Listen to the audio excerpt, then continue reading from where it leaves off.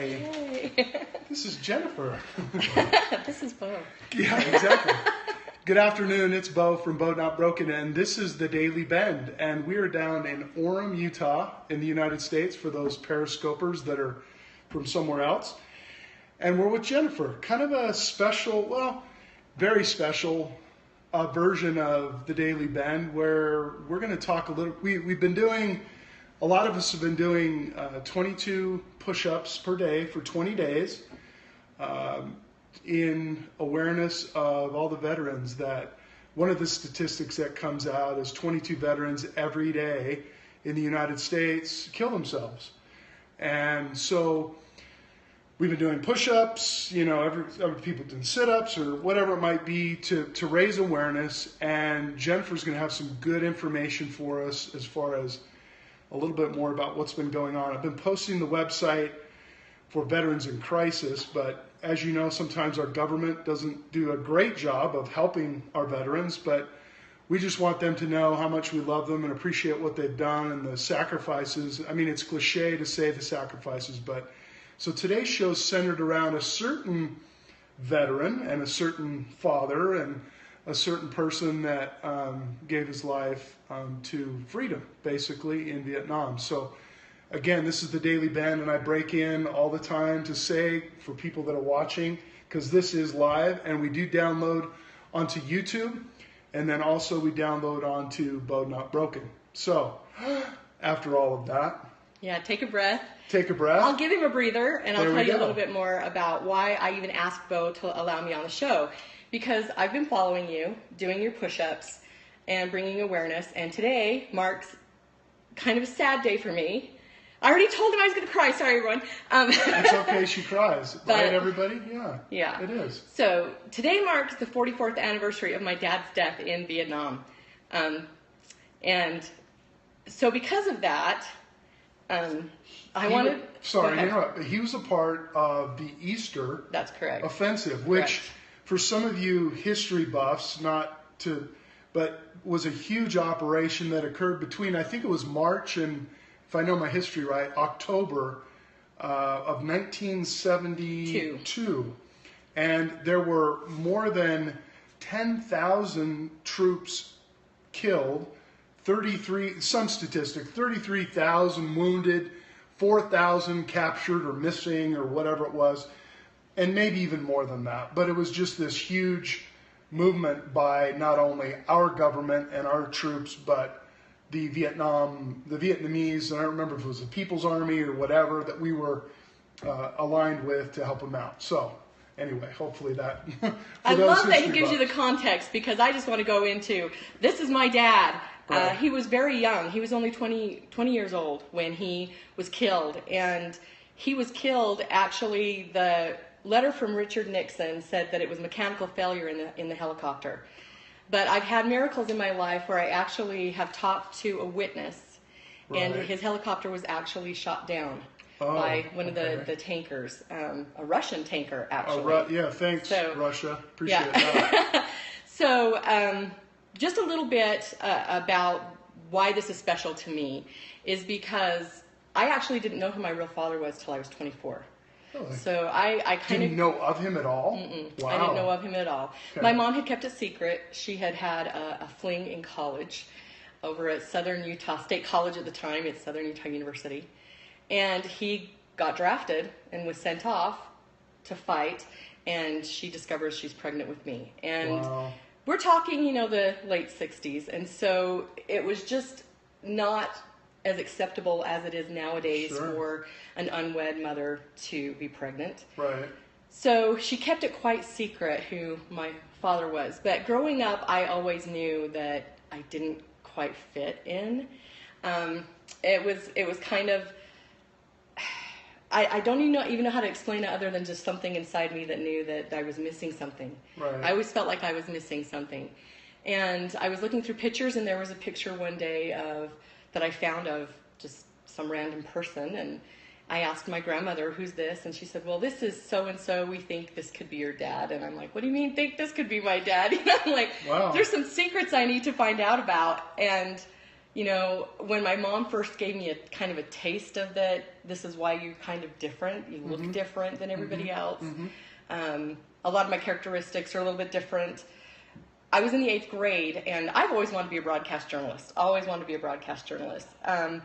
And so at the age of 8, I was writing stories, and I'd have the hairbrush in the mirror, and I'd be like telling everybody stories. Oh, wow. So, Wow. and those of you who know me know that Journalist, I didn't I'm make not. it. I didn't make it in broadcast news, but it was always something that I wanted to do. So, Sure. anyway, I took journalism just from that love of writing in 8th grade. I wanted to continue that because I'd started when I was 8 years old. And one of the assignments was to talk to our parents about their lives when they got married, when they got divorced. And as I was talking to my mom, the dates that she was revealing to me about when she got married, when she got divorced, when I was born, they didn't match up. And so you were an investigative journalist. Oh, yeah, absolutely. Exactly. Even that young. Sure. And so I kept asking her questions. Well, was I premature? And are you sure those are the right dates? And I kept asking questions. So savvy. And she finally just threw her hands up in resignation and said, haven't you figured it out yet? And I'm like, no. I mean, I'm a curiosity, cat, but I still didn't. I had not a clue. I just felt like something was different. And that's when she had told me that, well, so-and-so isn't your biological father. Right. James Christian Jensen is. And just for a second. Okay. This is Bro Not Broken, the Daily Bend, and we're talking to Jennifer about her father, who she just talked to us about learning who her real father was. Right. And his death, this is the day 44 years ago that he was killed, shot down in a helicopter in Vietnam during the Easter offensive. So sorry to break that, but some people come in and they go, what are we watching? Right. So this is what we're watching. Exactly. So basically she revealed that, how they met, and then said, don't speak of it again. It was very painful Really? for her. Don't speak of it again? Yeah. So I didn't speak of it again. Because of family dynamics, probably at the time? Probably. Okay. I mean, and I could tell that it wasn't something she was quite comfortable with. Right. But it was enough information for me to know that, no wonder I have felt like there was something missing. Right. That I was different for a reason. Right. And so I didn't bring it up again until I was in my 20s. And then in my 20s, I went through that identity crisis. And as we were talking about 22 veterans every day committing suicide, I was at a crossroads in my life where I wanted to commit suicide. I wanted to be done. You get to a point, I think, where you feel like people are just better off without you. And so in those younger years, I just thought, I want to end it. Right. And my mom said, what is the one thing that I can do for you that would stop you? And I said, give me my dad. I just want my dad. And so she overcame her own pain, went back to Southern Utah, went to the Alumni Association, met with Marlo Jensen. Now, what are the chances that the name would be Jensen, right? Right, and right. told him the story of a class that they had been in, how they met, went to the Deer Hunters Ball, had that little fling, and, I came about of that. And he helped her and tracked down where the family was. Wow. Contacted the family.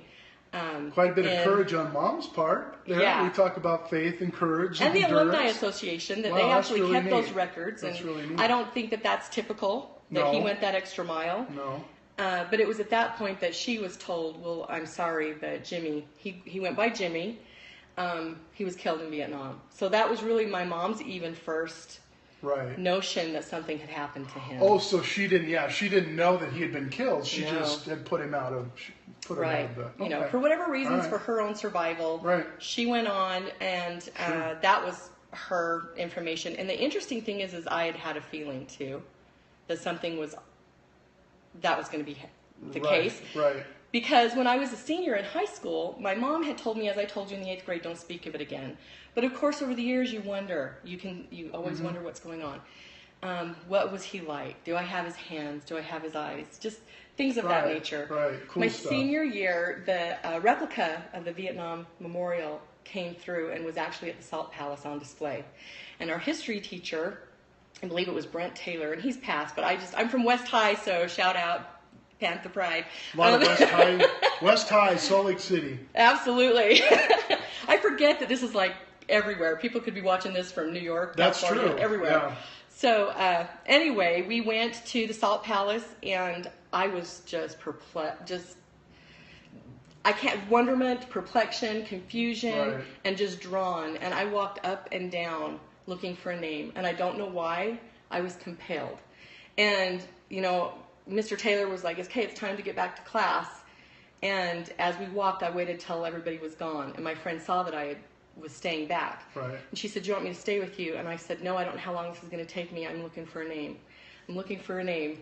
I was looking for that James Jensen name. Right. And I looked, probably an hour or so after everyone had already left, and was just compelled. So when my mom actually had been given the information that he had been killed, I wasn't actually shocked. I kind of knew, just deep down, kind of innately. But miracles happen, and we were able to reach out to the Jensen family, sent them a letter, pictures of me. She detailed their meeting and the whole description of it, and the family, my mom did. Yeah. And the family actually agreed to meet with me. His parents, his brothers, their children. So we actually met in October. It was October 6th. I was 24 years old. So this was 1994. I'm telling everybody my age. Women don't typically do that. But regardless, we actually met, and when I met still the younger Jensen, than I am. Nah, he's a young dude. No, no. When I met them, it was finally, I felt like the void that I had felt all my life had been filled, because I saw a reflection back of who I was. It was awkward. Of course, those meetings, you've probably even seen them on television. Oh, yeah. There's that hesitancy with, who is this person? Is this person telling the truth? A lot of people are going to go where's through the those. DNA test? Absolutely, yeah. And I haven't said I'd And be what willing does she to- want? Does she want money? Yeah, you know what? But that's human, and I'm of sure course. I'm sure the Jensen family went over all of that. I'm sure Right. it wasn't easy for me to come into fruition when Jimmy had been dead all that time. Right. They didn't know that he had a daughter.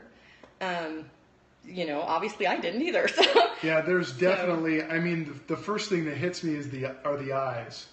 First thing. Yeah. Boom. Yep, definitely eyes. Definitely. But anyway, you're watching the Daily Bend. BEAU'D Not Broken, and we're with Jennifer. We're talking about the exact 44-year death of her father, who she didn't know until she was in her 20s. Really knew who he was and what happened, and it's really appropriate for today, because all this week and next week and I guess the week after we'll be doing push-ups. We're doing push-up for veterans awareness, suicides, and things like that. And so continue on. You're doing great. yeah, it's a remarkable life story that I love sharing with people, because I think we all carry this, imaginary sack that's full of traumatic events and pain. And when you open the sack and you pull out, I actually got this from Dave Blanchard, so I want to give him credit for this whole imagery I'm painting for you. You grasp the heaviest, thorniest, pain that you have, and when you hold it to your heart and you embrace it, you just own it, you realize there's others that have those similar pains. Amen. And why not embrace each other and help each other, Why not share it like we're doing right now? Which is it why might I help love the somebody. Daily Bend, okay? That's Because right. we all need to kind of bend and realize that we're all interconnected, and we all have purpose.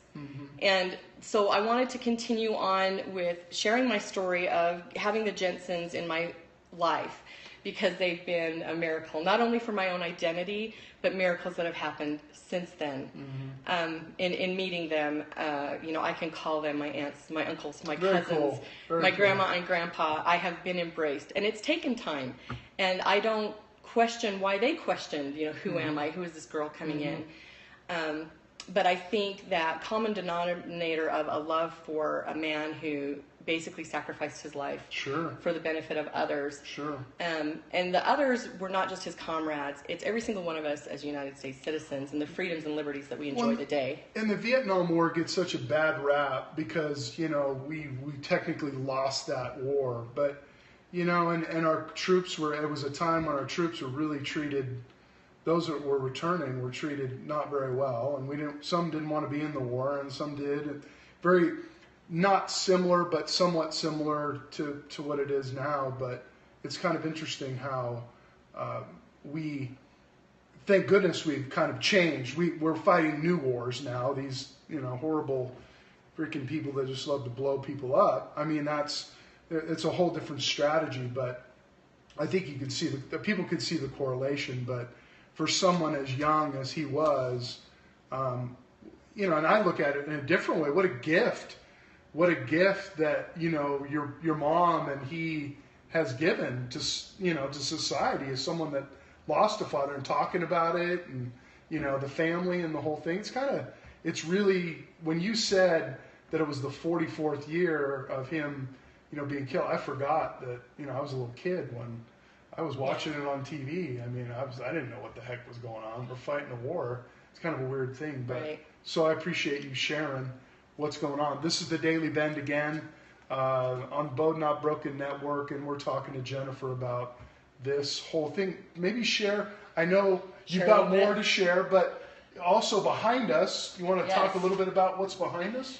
Well, like I said, the Jensens have just embraced me, and my grandma Olive, which was Jimmy's mom, Olive, passed don't you away. love those names? Yes, Olive. she was beautiful, and he had sent this china actually to her when he was over in Vietnam. So he sent this as a gift to his mother, and when she passed, it was actually given to me, and so it's probably my most prized possession. Aside from my children. Sure. Because... Is your china. Exactly. My it's my china, because it's what I have left of him. Very cool. And it shows his character of respect and love for his family. How long was he over there? He hadn't been over there for quite... No, actually not for very long. Really? No. From what I understand, he was drafted in January of 1970. So he was there for about a year and a half. Right.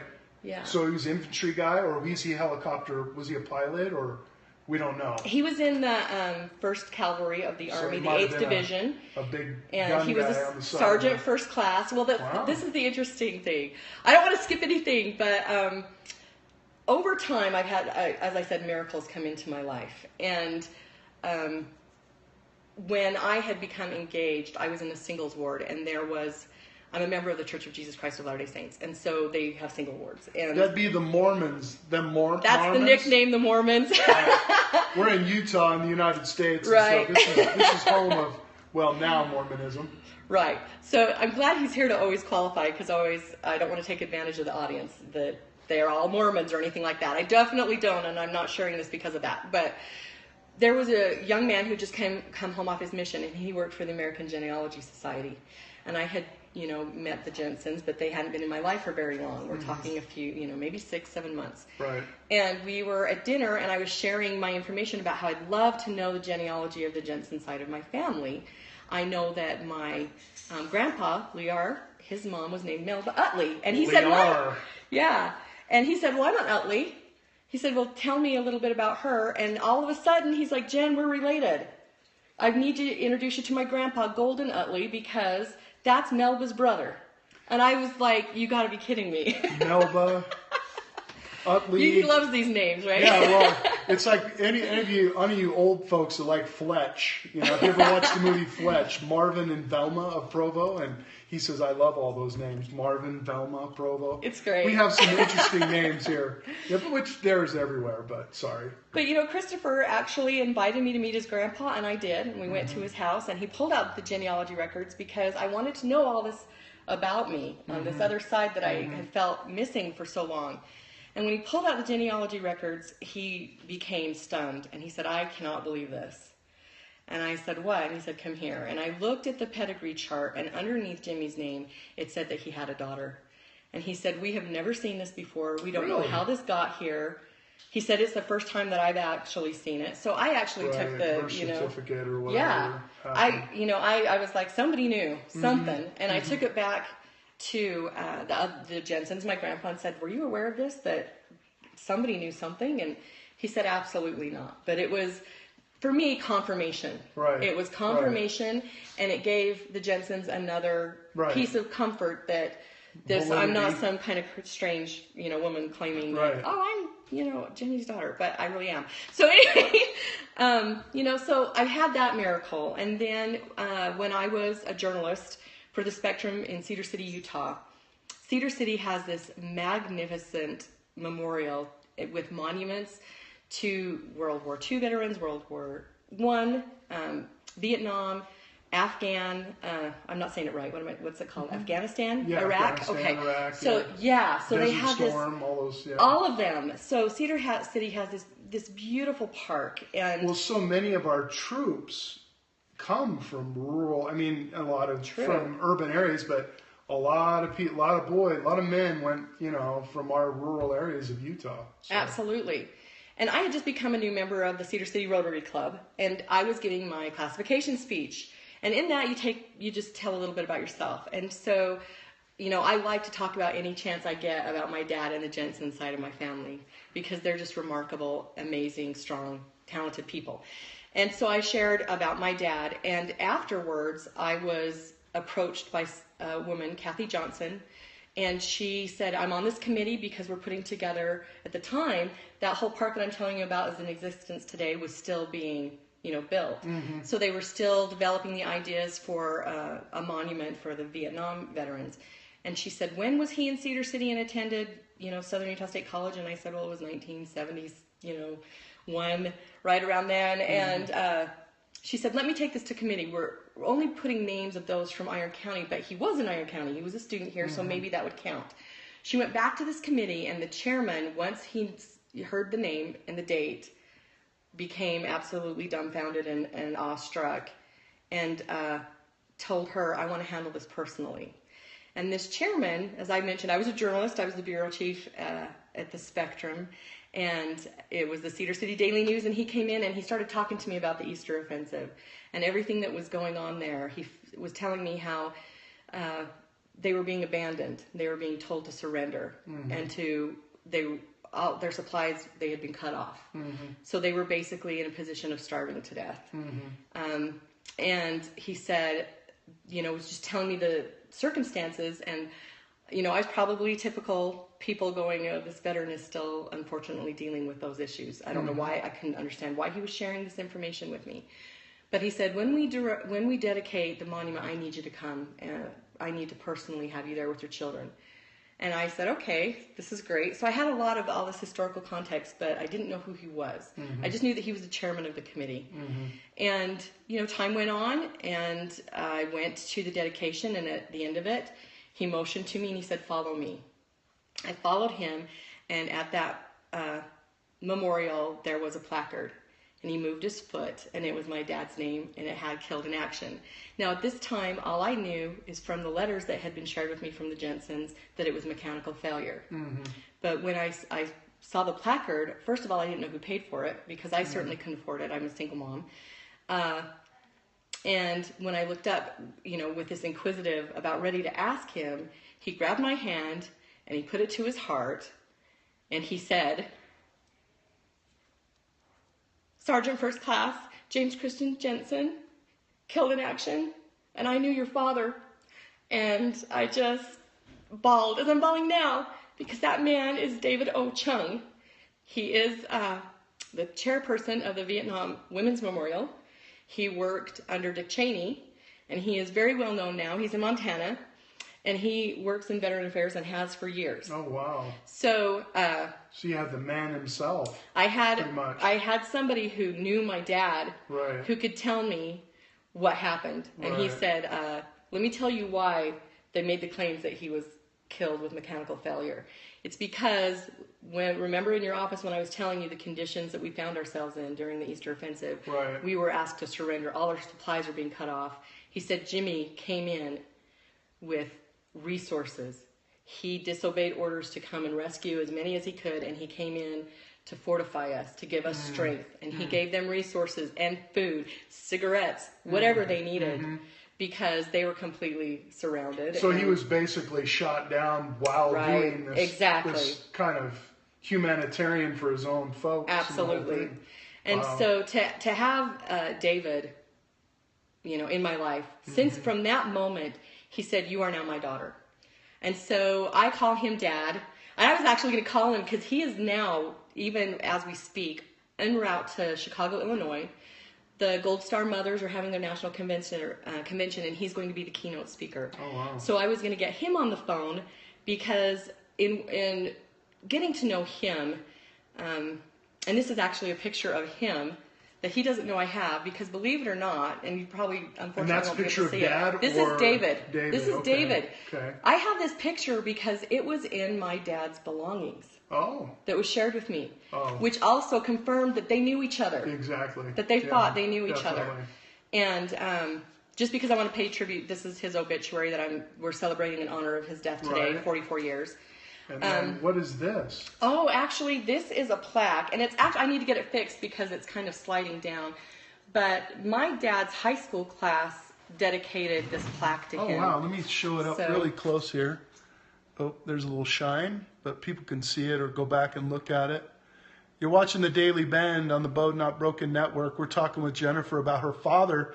It's the 44th year or anniversary today of his being shot down, basically, after going against orders and actually providing food and whatever else to people that were told they were supposed to give everything up and basically Right. starved to death. And Right. so kind of a general order probably by the military because we were losing the war, and then, pretty sad stuff. Yeah, and so David has educated me a lot in now me becoming his daughter, so to speak, about Veterans Affairs and how important it is. And so that's why I also wanted to jump on your 22 push-ups, because Beau is bringing awareness to suicide. There's a contributing factor to the suicide rate of our veterans, and that is that they are on waiting lists just to be seen for any type of medical condition or health issue that they have. And just last month, USA Today came out with quite a story on an investigation of 7 bosses of the VA in various states. And just from March 15th of 2016, we have over 480,000 veterans that have been waiting for 30 days or more to get services. So if you can imagine, when I was 37, I had Not to interrupt, but to interrupt. Oh, yeah. I would imagine Okay. a lot of these are aging. Many of them are, I don't know the statistics, but many of them are aging Vietnam vets who would be in their 70s, 80s, 60s, late 60s, right? I right, think late the 60s, 70s, and 80s. Yeah, and Absolutely. more that are, obviously their health issues are getting worse, and those Right. from other, we had Korea and those kinds of things too. Or that was Absolutely. before. But anyway, but I'm sure that I know some people are aware of that. I know we get pretty good care in Utah, somewhat, but I know there's been a problem with the VA. Huge problem. Oh yeah, absolutely. The schedulers, there has been training issues, and the technological access, I guess you could say, hasn't been as good as it could be. And what I was about to say is that I had a bad health scare, and I was in severe pain, kind of a colon cancer issue. I had a foot of my colon removed, but I had to have a PICC line and go in for an hour a day for 2 weeks for IVs just to treat the condition. I had an abscess. I mean, it was awful. And for me to be in that type of excruciating pain, if I couldn't have been seen, if I couldn't have gotten that treatment, suicide would have been an option. Right. And I think that if we have all these veterans, hundreds of thousands waiting to be seen by a doctor, whether that be at the VA or not, suicide becomes an option. I don't know how long you can withstand that physical type of pain. Right. And so I wanted to bring that awareness because as Beau's doing those push-ups, I want you to know that you can do something. You can contact Congress. You can contact whoever your representative is and let them know we need to solve these issues. In 2014, Congress passed the Veterans Choice Program. $10 billion was spent. 2 contractors were given the contracts to disperse this program to free up the queues in the VA so these veterans could be seen by other providers. And unfortunately, the program's not working because those providers aren't being paid, number one. And so, and number two, these veterans aren't, from rural Utah who are supposed to go to other providers aren't able to because, like I said, those providers aren't getting paid. So we're assuming that the companies that got the contracts are somewhat corrupt and fraudulent and aren't paying. They're not. I'm not saying that. I'm saying. I can Don't say that. No, I'm saying that they're not administering the program to the best of what the program was, or what the programming was supposed what was to designed. be. I mean, I want to applaud Congress for doing something to try to free up the queues, so that our veterans at the VA don't have to just wait on the VA. They can go to another provider. Right. But if that provider isn't going to be paid, they're not going to give service, and so that wait time is going to continue to be lengthened. I think there's another thing too, and I think we talk about veterans and suicide and things like that. If they know that there are people that really do care about them, if they can't make it into that, some of these other crisis lines, or even, I know people feel as though they're all alone. But I guess that's one of the reasons why I'm doing it, is to tell them that you aren't alone. You want to call me, you can call me. My phone's all over social media. I'm sure they could call you. I wouldn't have any problem with talking someone down and trying to find a way to help them, find a better life or get some confidence in themselves. I'm not a trained therapist, but I think it's just actually listening. Well, that's my alarm, so that means that we probably have to wrap it up. There we go. I was going to say, I probably have to run over and turn it off, or else everybody's going to see, You can. I can fill it. It's live, right? Just think about any closing thoughts you want to give. I want to thank everybody for watching the Daily Bend. We post that on YouTube, and we put it on BEAU'D.broken.com. That's BEAUDNOTBROKEN, BEAU'D.broken.com. And we do these shows to, it can be a negative thing, diversity, not diversity, but, adversity and things that people go through. Of all shapes and sizes, but they're amazing stories. Every time I do a show, I learn so much more about people's their ability, their resilience to make it out of adverse situations. And BEAU'D Not Broken we're all BEAU'D, just using my name as kind of a thing there. But BEAU'D Not Broken, is something that I think that applies to everybody, and we can help each other. That's why the show is here. That's why we're doing the show. And that's why Jennifer's talking about the 44th year of her father being killed in Vietnam in action. It's been a treat being with you. I know you probably have some closing thoughts, things that you may have thought you forgot about or didn't forget. I want to give you as much time as you want, so please. I think the best way to close is just to read what's on this plaque. I think my dad's high school classmates said it best when they did this inscription. I'm probably going to cry, so heads up, if you don't like to watch somebody break down. But I think the best way is just to read it. And it says, "Thoughts of a young veteran. The years others knew as youth, I spent learning the meaning of death.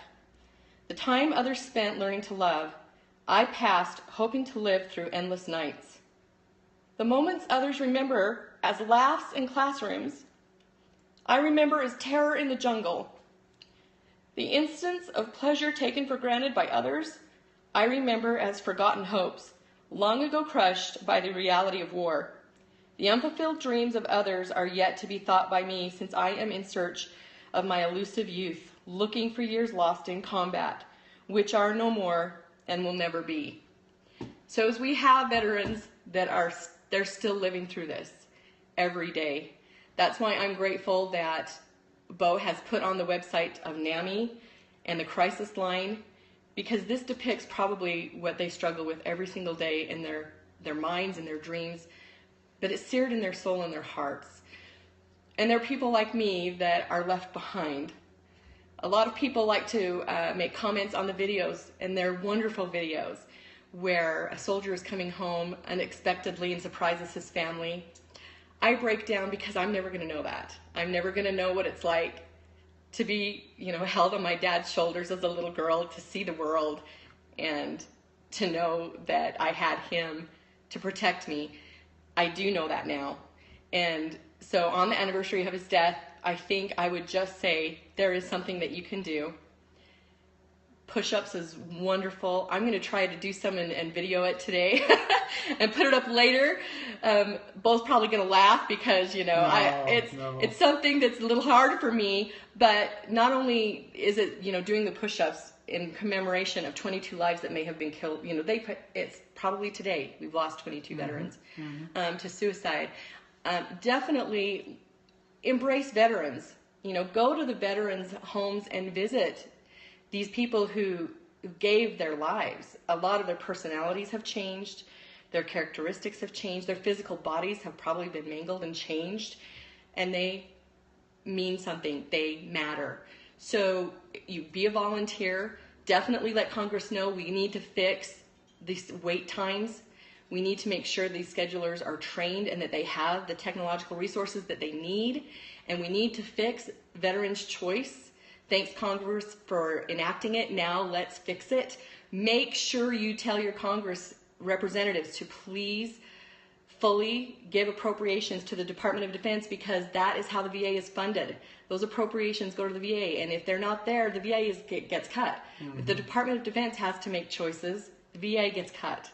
So use your voice, use your arms, and embrace veterans, and embrace those people like me who are left behind to always feel the loss and the void.